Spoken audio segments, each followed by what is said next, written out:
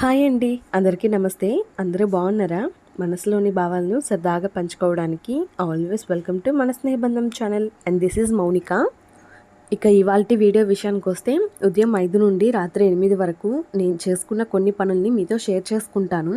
అలానే వీడియోలోకి వెళ్ళే ముందు ఒక చిన్న మ్యాటర్ని మీతో షేర్ చేసుకోవాలండి. మన ఛానల్ని ఎవరైనా కొత్తగా చూస్తుంటే ప్లీజ్ సబ్స్క్రైబ్ చేసుకోవడం మర్చిపోకండి. అలాగే మన ఫ్యామిలీ మెంబర్స్ అయితే లైక్ చేసి ఒక మంచి కామెంట్తో ముందుకు వెళ్దాం. ఇక వీడియోలోకి వెళ్తే ఇక ఉదయాన్నే నా పనుల్లో ఫస్ట్ మొదలు పెట్టేది అలాగే మొదట పూర్తయ్యే పని ముగ్గు పసుపు కుంకుమే. అలానే ఇవాళ సింహద్వారం గడపకి పసుపు కాకుండా ఎర్రమట్టి పెట్టాను. చాలా బాగుంది. ఇంకా చెప్పాలంటే పసుపు కన్నా ఎర్రమట్టి చూడడానికి చాలా కలగా ఉందండి. ఇంకా ఎర్రమట్టికి పసుపు కుంకుమ అలానే బీపిండి పెట్టడం వల్ల చీమలు కూడా అలా వచ్చి తినేసి వెళ్తున్నాయి. ఇక ప్లేట్లో ఇవన్నీ చూసి మళ్ళీ ఉగాది పచ్చడి చేస్తున్నానని అనుకోకండి. దీనికి ఒక ప్రత్యేకమైన పని ఉంది.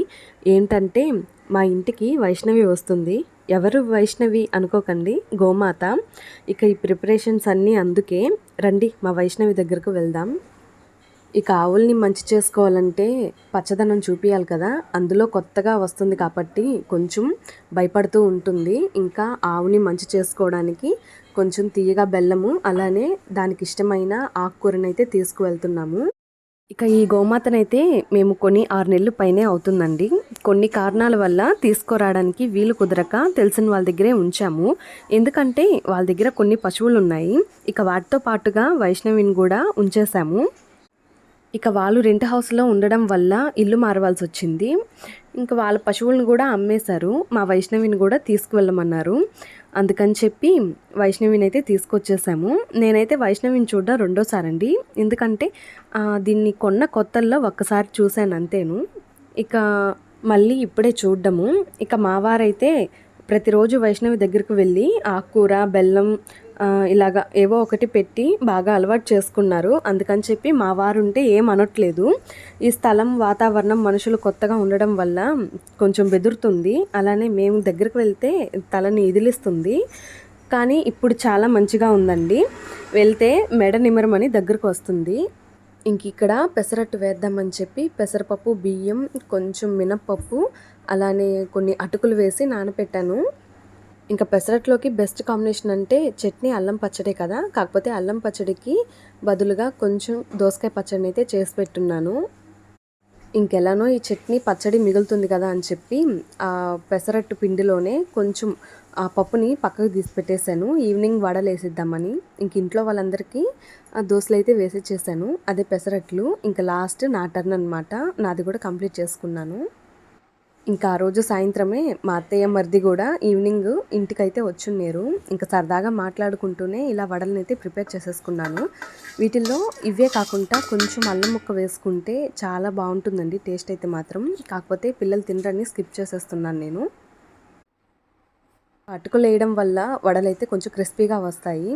సో కొంచెం ఆయిల్ బాగా హీట్ అయిన తర్వాత వడల్ని అయితే వేసేసుకుంటున్నాను. ఫస్ట్ మీడియం ఫ్లేమ్లో పెట్టుకొని తర్వాత లో టు హై ఫ్లేమ్ని అడ్జస్ట్ చేసుకుంటే కాల్చుకుంటే లోపల ఉడుకుతుంది, పైన కూడా క్రిస్పీగా వస్తుంది. సిమ్లో పెడితే వడలు అనేటివి ఆయిల్ పీల్చేస్తాయి కదా, అందుకని చెప్పి.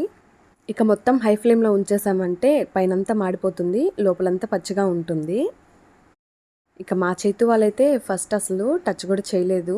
అందుకని చెప్పి టమోటా సాస్ ఇవ్వడం వల్ల దాంట్లో నంచుకొని అయితే ఒక వడ అన్నట్టు ఇద్దరు కలిసి ఒక వడనైతే కంప్లీట్ చేశారు. కానీ ఇలా పెడుతూ ఉంటేనే అన్నీ అలవాటు పడతాయి.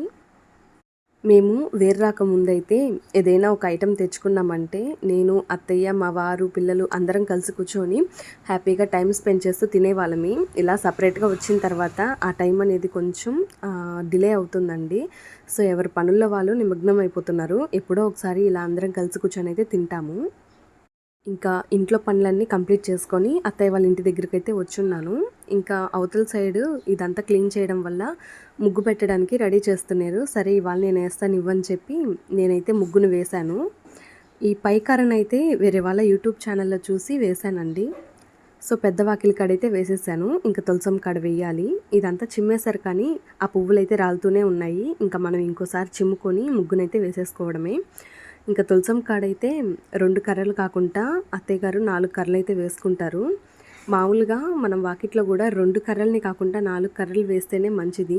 కాకపోతే అలవాటు ప్రకారం 2నే వేసేస్తాము.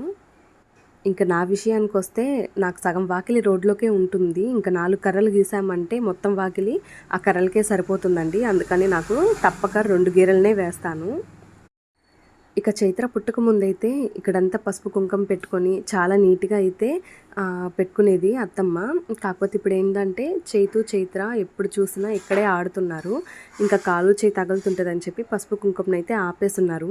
జస్ట్ తులసమ్మకు వరకు ఆ మొదట్లో పెట్టి కొరవంతా మామూలుగా రంగునైతే వేసేస్తున్నారు. ఇంకా మాకు తులసి కోట పెట్టుకునే ఆచారం అయితే లేదండి. అందుకని చెప్పి ఈ విధంగా నేల మీదే వేసేసుకొని అక్కడే ముగ్గేసుకుంటాము. ఇక్కడ గచ్చెందుకు కొంచెం చిన్నదిగా ఉందంటే ఇంతకుముందు వేసినప్పుడు తులసమ్మ అంతే వస్తునింది. అందుకని ముగ్గేసుకోవడానికి అంతవరకే పెట్టుకోను నేను. కానీ ఈసారి తులసమ్మ చాలా గుబురుగా వచ్చింది. అందుకని చెప్పి ఇంకా ముగ్గును కూడా పెంచుకుంటూ అంటే వేర్లు ముందుకు వచ్చేసేసరికి గచ్చు కూడా అంతవరకే సరిపోతుంది.